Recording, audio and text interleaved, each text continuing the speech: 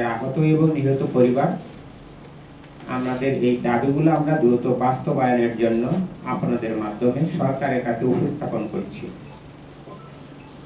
1 নম্বর দাবিটা হলো আমাদের সঠিক তদন্ত এবং দায়ীদের দ্রুত বিচার করতে হবে।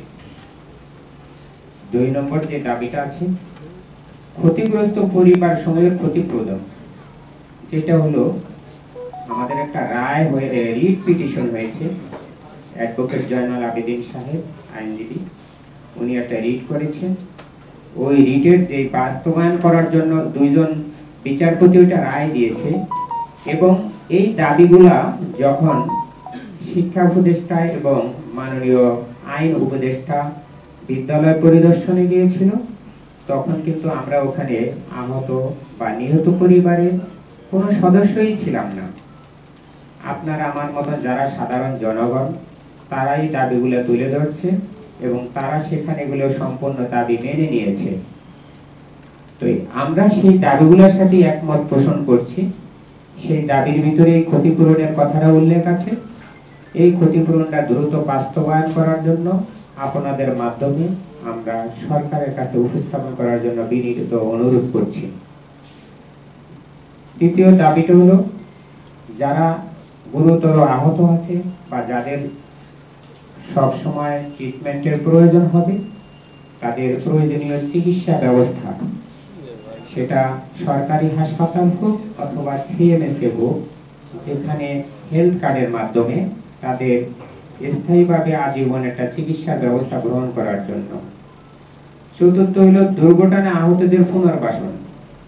এই দুর্ঘটনায় অনেকেই খুবই আহত হয়েছে, যারা মৃত্যুর মতনই। তারা হয়তোবা ভবিষ্যতে কিছু করতে পারবে না।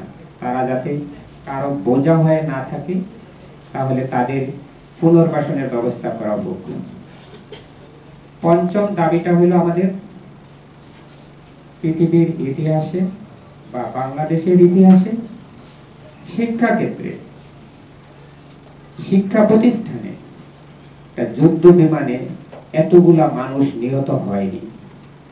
যদি এই ধরনের ঘটনা নাই ঘটে থাকে আর এই ঘটনাই যদি বিরল হয়ে থাকে, তাহলে বাংলাদেশের জীবনে এই শিক্ষা ক্ষেত্রে একটা শিক্ষা শোধ দিবস হিসাবে এই দিবসটা জাতীয়ভাবে শিক্ষা ক্ষেত্রে পালন করার জন্য এবং প্রতি বছর 21শে জুলাই তাদের স্মরণে দোয়ার ব্যবস্থা করা হয়। সেই জন্য জাতীয়ভাবে এটা পালন করার জন্য আপনাদের মাধ্যমে সরকারের কাছে আমরা উপস্থাপন করছি। ষষ্ঠ আমাদের যেই দাবিটা ছিল, নিহতের কবর সংরক্ষণের জন্য। নিহতদের জন্য কবর সংরক্ষণের জন্য বসুন্ধরা টিস্যু, অশুদ্ধতার বিরুদ্ধে এক বিন্দুও ছাড় নয়। অনেকে আমাদের উত্তরাতে 12 নম্বর সেক্টরে হয়তো দাফন করতে পারছে, অনেকে যার যার এলাকায়ও দাফন করতে পারছে, কিন্তু উত্তরা 12 নম্বর সেক্টরে সেখানেও সরকারকে এগিয়ে আসতে হবে স্থায়ীকরণের জন্য। কারণ তাদের স্মৃতিটাই ধরে রাখতে হবে সবাইকে। আসলে ভাই, আমরা যারা হারিয়েছি তারা আসলে কখনই স্বাভাবিক হয় না। এই ধরনের ঘটনায় মানুষ মারা যায়, এটা স্বাভাবিক মৃত্যু। আর অস্বাভাবিক মৃত্যু আপনি দেখবেন, হয়তোবা আমরা গুগলে সার্চ দিয়ে দেখেছি, এই ধরনের ঘটনায় যারা সন্তানদেরকে হারিয়েছে, কোমলমতি সন্তানদেরকে হারিয়েছে জলসানো অবস্থায়, এরকম তারা কখনই স্বাভাবিক হতে পারে নাই, আমরা দেখি নাই, স্বাভাবিক হতে দেখি নাই। সেই আমরাও আমৃত্যু কখনই স্বাভাবিক হতে পারবো না। তাই তাদের কবরকে স্থায়ীকরণের ব্যবস্থা গ্রহণ করার জন্য অনুরোধ করছি। আমার আরো একটা যে কবরের বিষয়ে, আমি আমার 2টো সন্তানকে 2 দিনে হারিয়েছি। যদি একদিনে হারাতাম, তাহলে আমি যে কোনো এক জায়গায় স্থায়ীভাবে কবর দিতে পারতাম, কিন্তু একজনকে আইসিইউতে রেখে আরেকজনকে দাফন করার জন্য আমাকে অস্থায়ী কবরস্থানে দাফন করা লাগছে। এখানে বিমান বাহিনী আমাকে বলছে সহযোগিতা করবে কবরস্থানে স্থায়ী করার জন্য। আসলে এখন তারা নেই। জিনিসটা বুঝতে পারছেন? আমি হয়তোবা অনেক কিছুই বলার আছে, আমি বলবো, আমি পয়েন্টগুলো বলে নেই, কিন্তু তারা ফ্রি করতে চায়। কোথাও কি ফ্রি হয়? আপনি কবরস্থানে স্থায়ী করবেন, কোথাও কি ফ্রি হয়ে গেল? আমি দৌড়াচ্ছি, আমার পাশে আমার এলাকার রফিক ভাই আছে, রফিক ভাইকে বিষয়টা জানাইছি, আমার এই বিষয়টা নিয়ে অনেকে কাজ করছে। যে আমি চাচ্ছি যে আমার বাচ্চাদের কবরটা স্থায়ী করার জন্য আমার যদি জমিও কিনার করার প্রয়োজন হয় সেটা আমি করব।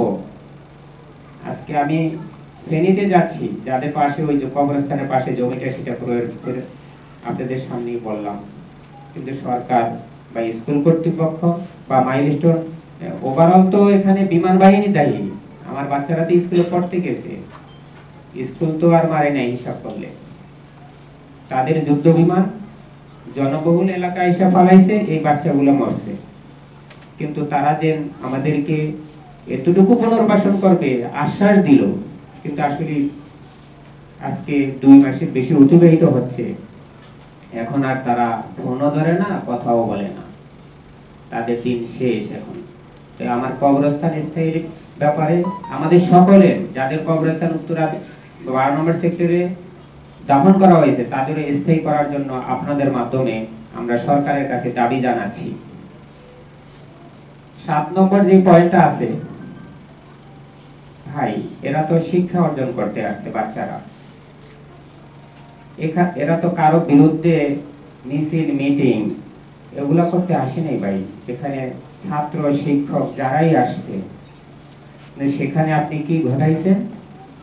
আপনার দেশের যুদ্ধ বিমান দিয়ে তাদেরকে হত্যা করছেন।